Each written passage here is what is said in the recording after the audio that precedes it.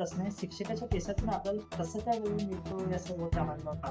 तर आतापर्यंत मी कमीत कमी 2000 झाडं लावलेली आहेत आणि मी ते बंद केलं आणि फक्त वृक्षारोपणालाच संतोष नाके यांचा आवडता नेता कोण? आणि आपण येत्या विधानसभा निवडणुकीत पुन्हा एकदा निवडणुकीला उभे राहणार आहात काय?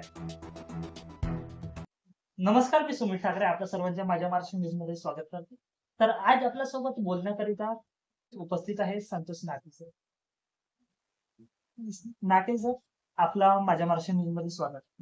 धन्यवाद मला इथं बोलवल्याबद्दल आणि तुमचा महाराष्ट्र माझ्याला पण खूप शुभेच्छा. आज आपण अनेक जिल्ह्यात वृक्षारोपणाचे संदेश देत फिरत आहात. तर माझा पहिला प्रश्न असा आहे आपल्याला, आपण वृक्षारोपणाचे संदेश देत फिरत आहात, ही संकल्पना तुम्हाला कशी काय आली आणि केव्हापासून या कामाला आपण सुरुवात केली आहे?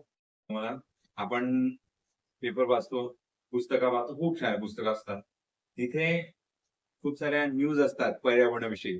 तर मी पण वाचत होतो. मग मला पण लक्षात आलं की आपण फक्त वाचून सोडून देतो. तर ते आपल्याला मोटिवेट करण्यासाठी ते न्यूज असलेली तिथं असते. तर तेव्हापासून म्हणजे सन 2003 पासून मी वृक्षारोपणाला जो आहे सुरुवात केली. तर पक्का ते 2003च आहे. ही संकल्पना आपण अंमलात आणायला अनेक समस्यांना सामोरे जावे लागले असेल. समोर तर जावेच लागले, कारण की म्हणजे ही संकल्पना खूप मोठी आहे, ही एकट्याने होत नाही. वृक्ष लावा म्हणजे काय होते माहिती आहे का तुम्हाला? आपण सगळ्यात आधी मी सांगतो तुम्हाला, आम्ही गणेश घाटवरून झाड विकत आणली. माझ्या मित्रासोबत गेलो होतो मी. तर आम्ही 50 झाडे आम्ही बाईकवर आणली, पण अर्ध्या रस्त्यात ती झाड पूर्ण पडली. आमची बाईक पण पडली होती. तर बरं झालं आम्हाला काही लागलं नाही आणि ते स्वखर्चाने घेतली होती आम्ही. तर त्याच्यानंतर अशी समस्या आली, मग त्याच्यानंतर मी स्वतःच बियांनी ते झाड तयार केले आणि शाळेमध्ये जाऊन वाटत होतो. व आपण या संकल्पनेत किती वृक्षप्रेमींना घेऊन सोबत घेऊन काम केलं आहात व सुरुवात केली आहे? सुरुवात म्हणजे नाही का, आपले खूप सारे अधिकारी आहेत, फॉरेस्ट ऑफिसर ते पण आहेत आणि मी सगळ्या शाळेमध्ये भेट दिला. तर जसं खंडाईत सर आहेत, भुते साहेब आहेत फॉरेस्ट ऑफिसर, आणि आणखी खूप सारे असे आहेत. तर त्यांनी मला सांगितलं की तुम्ही सर एक क्लब बनवा आणि एक सोसायटी पण तयार करा, जेणेकरून तुम्हाला मदत होईल समोर. तर मी ग्रीन इंडिया क्लब बनवलं. त्या ग्रीन इंडिया क्लबच्या माध्यमाने आम्ही आमचे जे प्रोजेक्ट आहेत वृक्षारोपणाची ते राबवत होतो आणि मी एक संस्था बनवली होती, ग्रीन अर्थ सोशल सोसायटी. तर त्या याच्या माध्यमाने तर ह्या सोसायटीमध्ये आमचे म्हणजे 11 सदस्य होते, शिक्षक आणि शिक्षकेतर कर्मचारी होते. या ग्रीन इंडिया क्लब किती जिल्ह्यात काम करायची ती? गोंदिया जिल्ह्यातच काम करायची की अनेक म्हणजे ही तर फक्त गोंदिया जिल्ह्यामध्येच होती. तेव्हा मी याचं रजिस्ट्रेशन वगैरे केलं होतं, आम्ही बघितलं होतं. 2003 मध्ये मी एक वेबसाईट पण बनवली होती, ग्रीन इंडिया क्लब म्हणून. तर मी 4 वर्ष ती राबवला. त्याच्यानंतर मी याला नाही का बंद केलं सर, कारण की आपण नाही का लोकांना मोटिवेट करतो, पेड़ लगाओ पेड़ लगाओ पेड़ लगाओ, आणि खूप सारी स्पर्धा पण घेतली आम्ही. पण काय होते ना की फक्त लोक जे आहेत ना त्यापुरताच मर्यादित राहतात. तर आपल्याला काम करायचं आहे, आपल्याला असं स्पर्धा वगैरे घ्यायची नाही. या उद्देशाने मी ते बंद केलं आणि फक्त वृक्षारोपणालाच भर दिला. याचबरोबर मी ऐकलेलं आहे की आपण शिक्षकाच्या पेशाही अत्यंत चांगल्या रीतीने पार पाडत आहोत. हो. त्यावर माझा असा प्रश्न आहे, शिक्षकाच्या पेशातून आपल्याला कसं काय वेळ मिळतो या सर्व कामांना? वेळ मिळतो म्हणजे नाही का, आता वेळ काढावा लागतो. जर तुम्हाला आवड असेल तर तुम्ही कशा ना कशा प्रकारे तुम्ही वेळ काढू शकता. आता तुम्ही माझ्या घरी याल ना सर, तर तुम्हाला सांगतो मी 2003 मध्ये मी झाडं विकत वाटली. त्याच्यानंतर मी स्वतः झाडं रोपं तयार केली. अशोकाची रोप तयार केली 200-300, मग बदामची केली, निंबाची केले. आपल्याला तुम्हाला माहिती आहे जोडाबोडी राधाकृष्ण मंदिर जी आहे ना, तिथं माझ्या हाताचे लावलेले जामुनचे, करंजीचे खूप मोठे मोठे झाड झाले आहेत. तर ते आमच्या साजिद खान, तर त्यांच्या जे घरात हॉस्पिटलच्या समोर निंबा झाड आहे ते पण माझ्या हातचे आहे. आणि रिसामामध्ये जे तर तिथे पण खूप सारे झाड आम्ही लावलेली आहेत. प्राध्यापक या नात्याने आपण विद्यार्थ्यांना पर्यावरणाविषयी काय मार्गदर्शन करताय? हा, तर माहितीये का, मी एकटा म्हणणार की पेड़ लगाओ पेड़ लगाओ पेड़ लगाओ, तर एकट्याने पर्यावरण सुधारत नाही. हो. पर्यावरण म्हणजे काय हे सगळं, आणि त्याच्यामध्ये सगळेच आले. आणि विद्यार्थी जागरूक असला पाहिजे, कारण की आपण विद्यार्थ्यांना जागरूक केलं ना तर पर्यावरण आपण लवकरात लवकर आणि मोठ्या प्रमाणात सुधारू शकतो. यासाठी मी एक कविता लिहिलं, पेड़ आणि बेटी है अनमोल, आणि एक पुस्तक सुद्धा बनवला इंग्रजीची. तर ते मी इंग्रजीची पुस्तक द्यायला शाळेत जातो आणि विद्यार्थ्यांना सांगतो. आणि मुलांनी ऐकलं पाहिजे म्हणून मी मिमिक्री पण करतो मग, आणि मिमिक्रीच्या माध्यमाने आवाज काढून दाखवतो. खूप सारे पशु पक्षी आणि प्राणी आहेत त्यांचा, तर मुलं विद्यार्थी लक्ष देतात. आणि या माध्यमाने मी माझा जो उद्देश आहे पर्यावरणाचा तो त्यांना सांगतो. आणि तुम्हाला विश्वास नसेल, मी मिमिक्री आर्टिस्ट सुद्धा आहे, आणि माझ्याकडे बोलका बाहुला पण आहे. एक माकड बनवलाय मी, तर त्या बोलका बाहुला, आणि एक सर्प बनवलाय तो मी बोलणारा साप म्हणून. तर हे विद्यार्थी ऐकतात आणि मी काय म्हणतो ते लक्षपूर्वक ऐकतात. आणि माझं काम हे हळूहळू आता सुरूच आहे. आता जोपर्यंत आपल्याला म्हणजे ताकद आहे आपल्या शरीरामध्ये तोपर्यंत मी काम करणार आहे. नक्कीच विद्यार्थी हा आमच्या भविष्य आहे, आणि आपण वृक्षारोपण करत आहात, चांगली गोष्ट आहे. पण वृक्षारोपणास बरोबरच वृक्षाची देखभाल करणं, सांभाळ करणं त्याहून अत्यंत महत्वाची गोष्ट आहे. आपण किती वृक्ष लावलेले आहात, अजून तिथून किती वृक्ष मोठे झालेले आहेत? तर आतापर्यंत मी कमीत कमी 2000 झाडं लावलेली आहेत. 2000 झाडं. तर राधाकृष्ण मंदिरचे परिसर आहे, आमच्या गावाला आहे. आणि मी विद्यानिकेतन कॉन्व्हेंटमध्ये 2003 पासून होतो. तर तेव्हा मी प्रत्येक विद्यार्थ्याला त्यांच्या वाढदिवसाला एक अशोकाचं झाड, निंबाचं झाड देत होतो. आणि खूप सारे विद्यार्थ्यांनी संपर्क केला, ते म्हणत होते हमने पेड़ लगाय म्हणून असं. आणि माझी आई जेव्हा मरण पावली होती 2004 मध्ये, तर मी वावरामध्ये 50 सागवानचे झाड लावले होते माझ्या आईच्या आठवणीत. तर तिथून कमीत कमी 30 झाड मोठी झाली आहेत. या सर्व संकल्पनेत शासनाने आपल्याला काही मदत केली आहे का? मदत म्हणजे नाही का, वृक्ष देऊन अशी काही मदत? नाही, मी म्हणजे तशी कोणतीच मदत म्हणजे समाजाकडून घेतली नाही, किंवा शासनाकडून जे पैसे वगैरे मिळतात फंड, आम्ही तसं काहीच केलं नाही. तर म्हणजे आपण समाजाकडे जाऊ, लोकांकडे जाऊ, लोक एक वेळा मदत करतील, 2 वेळा, पण वारंवार प्रत्येक वर्षी ते करणार आहेत. त्याच्याने काय होते ना, की आपण त्यांच्याकडे गेलो तर ते काय म्हणतील मग की ये आ गए किसी न किसी काम से म्हणून. तर मी ते बंदच केलं की लोकांना मी स्वतः झाड देतो. आता मी सुद्धा गेल्या 4-5 वर्ष आधी आंब्याचे झाड लावले, ते आता ते 10 फुटाचे झाले. तर मी प्रत्येक शाळेमध्ये जाऊन ते आंब्याचे झाड वाटले, पेड़ लगाना आहे म्हणून. आणि असे खूप सारे उपक्रम केलेले आहेत. तर कचरा हटावसाठी कचराची कविता लिहायची आहे. तर म्हणजे खूप पुष्कळसे आहे, आणि मला आणखी खूप काही करायची इच्छा आहे मला. आपण आता अनेक कविताचा उल्लेख इथं केला, तर आमच्या दर्शकांना एखादी आपली सुंदर अशी कविता आमच्या दर्शकांना सांगा. जर तुम्हाला खेद नसेल तर मी हिंदीमध्ये आहे, मी हिंदीमध्येच लिहितो. तर एक कविता आहे ती, एक छोटी सी बच्ची कर देती है चिच्ची बिस्तर पर, उसका बड़ा भैया नाक दबाकर मम्मी को आवाज देता है और कहता है देखो मम्मी गुड़िया ने चिच्ची कर दी बिस्तर पर. बच्ची अभी छोटी है, नादान है, नासमझ है, उसे कुछ भी नहीं मालूम रीति रिवाज से, कायदे कानून से, पर हम बड़े पढ़े फैलाते हैं गंदगी समाज में, हवा में, पानी में, इसमें कौन अच्छे, हम या बच्चे. अरे वा, अप्रतिम. तर माहिती आहे का सर, आपण खूप शिकलो आहोत, आपल्याला आपले अधिकार माहित आहे, पण आपली नाही का काय म्हणू त्याला आपण, आपला व्यवहार, आपला स्वभाव ते माहित नाहीये.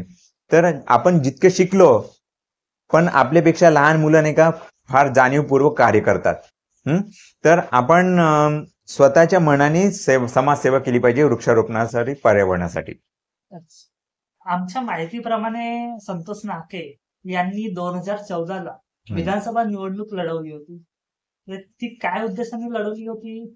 काय उद्देश म्हणजे काय की पहा, तुम्ही आता पण 2024 मध्ये पण पहा, आणि प्रत्येक जो पार्टीचा व्यक्ती आहे, जो लीडर म्हणजे उमेदवार आहे, तो नाही का पर्यावरणाची गोष्टी करतच नाही. पर्यावरण जो मुद्दा आहे ना, तो उचलत नाही. आता पाणी, आता धरतीला जे आहे, पृथ्वीला ताप येतोय, पृथ्वी आता गरम होतोय, पर्यावरण आणि जंगलतोड होत आहे, बर्फ वितळत आहे, यांचं काहीच नाही. प्लास्टिक कचरा होत आहे समाजामध्ये, त्याच्याविषयी असे मुद्दे जे आहेत पर्यावरण मुद्दा म्हणून ते घेतच नाही. तर मी ह्याच उद्देशाने फॉर्म भरला होता की पर्यावरण मुद्दा रखकर हमने चुनाव लढना आहे म्हणून. तर तोच मुद्दा मी घेऊन गेलो होतो आणि मला 2014 मध्ये 1160 वोट मिळाले होते. संतोष नाके यांचा आवडता नेता कोण? आवडता नेता ऍक्च्युली आवडता नेता म्हणजे जो समाजासाठी काम करतो आणि आपल्या पक्षाशी एकनिष्ठ राहतो ना, तोच माझा खरा नेता. आता जो राहील तोच माझा खरा नेता, परमनंट नाही. अगर जर तो परमनंट असला तरच. आपण आता आपल्या बोलण्यात मिमिक्रीचाही आपण उल्लेख केला. आमच्या दर्शकांना कुणाची मिमिक्री, एखाद्या नेत्याची मिमिक्री करून काय संदेश द्याल वृक्षारोपणाबाबत ना? चला, तसं मिमिक्री मी याच्यामध्ये नाही का 2-4 आहेत. जसं अमरीश पुरी आहे. अमरीश पुरी का म्हणणार, अरे गांव वालों, पेड़ लगाओ, कचरे को मत फैलाओ. कचरा जो है ये समाज में, हवा में, पानी में गंदगी फैलाता है. इससे तुम्हें, तुम्हारी सेहत को, आसपास को भी खतरा है. इसलिए पर्यावरण को बचाओ. मग अक्षय कुमार, जानता हूं ये जो लोग हैं अपने घर में प्लास्टिक की चीजें लाते हैं, पाउच लाते हैं, जो पैकेजिंग की हुई लाते हैं और उपयोग करके फेंक देते, इसी से कचरा होता है कि नहीं होता है. मग सुनील शेट्टी, अरे बाबू, अक्षय यार बराबर बोला यार, कचरा हटाना चाहिए, झिल्ली नाही करना चाहिए. बराबर आहे. आपण अनेक कलाकारांची मिमिक्री केली आहे, अत्यंत सुंदर होती. आपण एखाद्या राजकीय नेत्यांची मिमिक्री करून संदेश द्या. तर जसं की रामदास आठवले, मी रामदास आठवले, आमचे पक्ष जे आहे देशासाठी काम करत आहे आणि आम्ही समाजामध्ये चांगली छवी निर्माण केलेली आहे. आमचं असं आहे मत की आम्ही 2024 मध्ये सरकार स्थापन करणार आहे. आणि नरेंद्र मोदी म्हणजे त्यांचं जे आहे आवाज थोडा, बहनों और भाइयों, 2024 में हम आएंगे, हम पूरे देश में छाएंगे, ऐसी लहर है. आप सब लोग पर्यावरण को बचाओ. पेड़ कट रहे तो आप पर्यावरण के लिए जरूर कुछ कीजिए, और यही आपसे प्रार्थना है. अरे बाबा, अप्रतिम. तुम्ही पेड़ ही कविता लिहिली आहे, त्याचा उद्देश काय होता? पेड़ म्हणजे आता पहा, मी आदिवासी आहे. आदिवासीमध्ये मी आमचा वृक्ष जे आहे ते देव आहे. पेड़ म्हणजे बडा देव म्हणतात, फळापेन म्हणतात, जंगलच हे आमचे देव आहेत आणि ते दिवसेंदिवस कमीच होत आहेत. तर आणि हे जे आहेत आम्ही ज्यांना पूजतो, जे आम्हाला आता हिंदीमध्ये सांगतो मी, पेड़ जे आहेत आपल्याला काय काय देतात. पेड़ जो है वो पत्तों से, फूलों से, फलों से, छाया से, जड़ों से, छाल से, गंध से, गोंद से, कोयले से, राख से और प्राणवायू से सबकी मनोकामना पूरी करते हैं. म्हणजे हे जीवन झाडेभोवतीच आहे आपलं. आणि हे झाडच नाही का, आपण मानवी वस्ती वाढत आहेत आणि झाड कमी कमी होत जातात. तर लोकांमध्ये जाणीव जागृतीसाठी मी ही कविता लिहिलेली आहे. आणि खूप साऱ्या लोकांना, म्हणजे बुद्धिस्ट लोकांना, बुद्धजनांना, ज्यांना सामाजिक बांधिलकी आहे त्यांच्या मनात, त्यांना ही कविता खूप आवडत आहे आणि ते मला ही प्रेरणा देतात की आम्ही सुद्धा पर्यावरणासाठी काम करत आहे. माझ्या पुढचा आणि प्रश्न असा आहे हम्म. आपल्याला, की तुम्ही पेड ही कविता लिहिली आहे. हम्म. त्याचे उद्देश काय होते? उद्देश म्हणजे जास्तीत जास्त झाड लावणे. म्हणजे आता पहा, झाड नाही का, पेड़ एक जगह रहकर सारी दुनिया को बहुत कुछ देता है. म्हणजे पहा, एक माणूस आहे ना, एक माणूस पूर्ण जगभर फिरते पण समाजाला काहीच देत नाही. पण झाड एका जागी राहून पूर्ण समाजाला इतके सारे वस्तू देतो. तर त्यांचं म्हणणं, आणि तुम्हाला कधी बघितलं का झाड बोलतो म्हणून? नाही. तो देत आहे पण बोलत नाही. तर मी झाडाची आवाज म्हणून मी कविता लिहिली आहे आणि सगळेजण त्या झाडाची आवाज ऐकतात. पेड़ कुछ कहना चाहते हैं, हमारे साथ रहना चाहते हैं. ती काय कविता होती आमच्या दर्शकांना? तो म्हणजे अशी होती ती कविता की पेड़ कुछ कहना चाहते हैं, हमारे साथ रहना चाहते हैं. पेड़ करते हैं बातें, पत्तों की, फूलों की, फलों की, छाया की, जड़ों की, छाल की, घन की, गोंद की. क्या तुम नहीं सुनना चाहती इन पेड़ों की बातें? पेड़ कुछ कहना चाहते हैं, हमारे साथ रहना चाहते हैं. आणि तो पेड़ जो आहे त्या कवितेतला तो आम्हाला वॉर्निंग देत आहे, चेतावणी देत आहे की येणारा काळ जो आहे खूप कठीण आहे. तर तुम्ही आतापासूनच सावध राहा आणि काहीतरी करा स्वतःसाठी आणि येणाऱ्या पिढीसाठी. आणि आपण येत्या विधानसभा निवडणुकीत हम्म. पुन्हा एकदा निवडणुकीला उभे राहणार आहात काय? आमच्या दर्शकांना सांगावं. हा तर प्रश्न भविष्याचा आहे. तर मला एक दोन पार्टीचे लोक म्हणत होते की आप चुनाव लढणं म्हणून, पण नाही का माहितीये का, याच्यामध्ये भविष्यामध्येच पाहू काय होते समोर ते. इच्छा तर आहे, मला पर्यावरणासाठी काहीतरी करायचं आहे. मला खूप सारी झाडं लावायची आहेत, पर्यावरणासाठी खूप काही करायचं आहे. तर जर जमलं तर मग ते प्रतिफल मध्ये येईल. आपण जसं आता बोललात हम्म. पर्यावरणासाठीच काम करायचे आहे, हम्म. तर आपण राजकीय क्षेत्र का बरं निवडलंय? राजकीय क्षेत्र पहा, राजकीय क्षेत्र म्हणजे नाही का, actually where vision is a clear, future is bright. तुम्ही कोणाचं ऐकता?